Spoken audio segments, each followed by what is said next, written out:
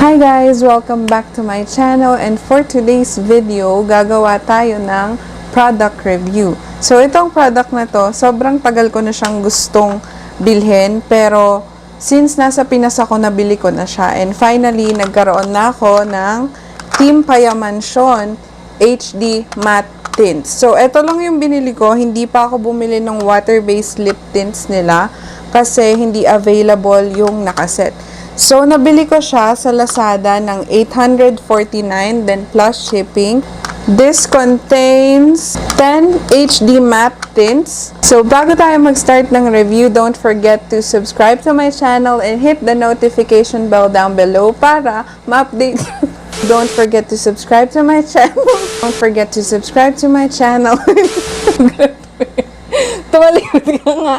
So, bago tayo mag-start ng review, don't forget to subscribe to my channel and hit the notification bell down below so you get updated for the videos that I will be posting. So, without further ado, let's get started!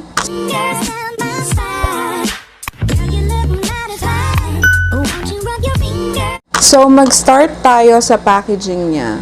Ito siya.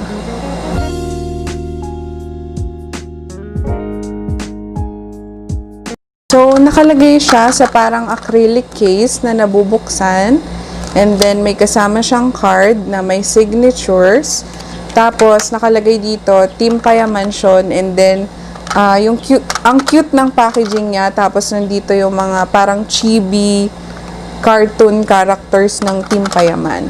So, yung bottle naman ng lip tint is like this. Sobrang liit lang niya. Tapos, meron siyang pink top. And then, nandito yung label. And then, yung pangalan ng character or yung pangalan kung sino man yung nandyan sa packaging.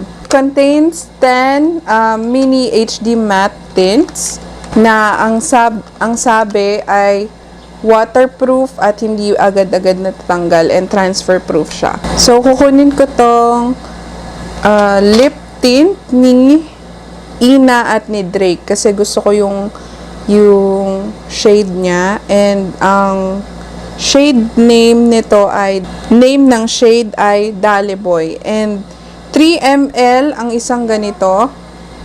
So, itest natin ngayon ang formula at kung transfer proof nga ba and waterproof itong HD matte tints ng V-Line Cosmetics. So, maglalagay muna ako ng lip balm para makinis yung pag-glide ng lip tint sa ating labi.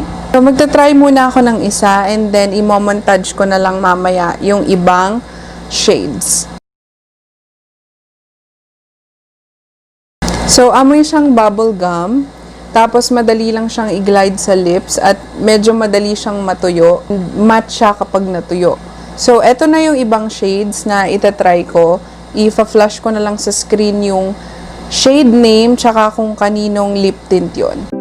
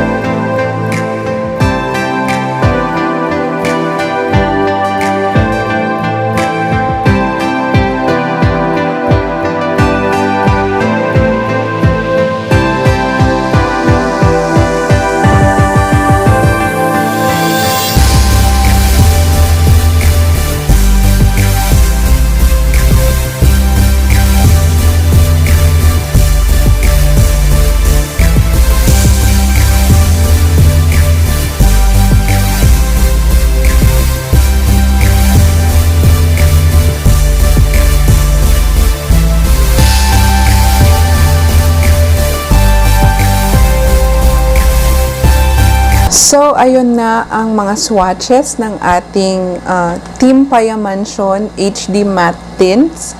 So, ngayon ay bibigyan ko naman sila ng reviews at kung ano yung opinions ko, honest opinion ko about the product. So, first is the packaging.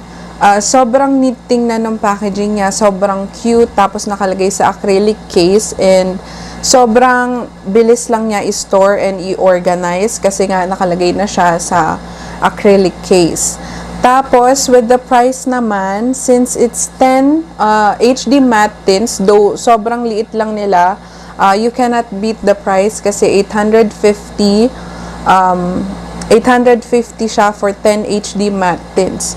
Now, sa lasting power naman ng product, sobrang bumilib ako kasi sobrang hirap tanggalin nung lip tint sa bibig, and isa pa is waterproof and transfer proof siya. So, makikita nyo,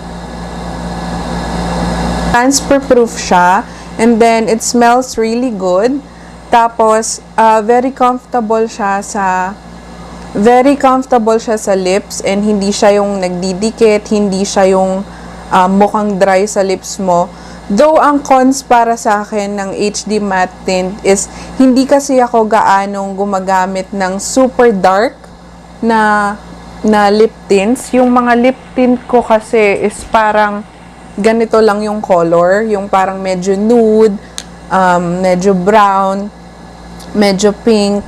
Ang nagustuhan ko lang na color sa buong matte tint is yung kay Ina tsaka kay Drake kasi pink siya, and then the rest is like red and vampy red and maroon. So medyo hindi pa kasi ako comfortable sa mga colors na ganun. Pero, sobrang ganda ng lasting power ng HD matte tint ng V-Line Cosmetics. So, if you're looking for an HD matte tints or matte tints na sobrang tagal sa lips, I would recommend you to buy the Team Payamansion HD matte tint. So, yun lang for today.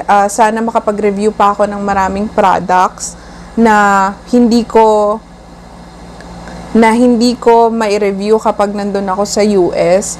So, as much as possible, I will try to buy products na hindi available sa US para i-review sa aking channel. So, that's it for this video. I hope you guys like it. Don't forget to subscribe. Hit the like button and share button, and also hit the notification bell down below so you get notified whenever I posted a new video. So I'll see you guys on my next one.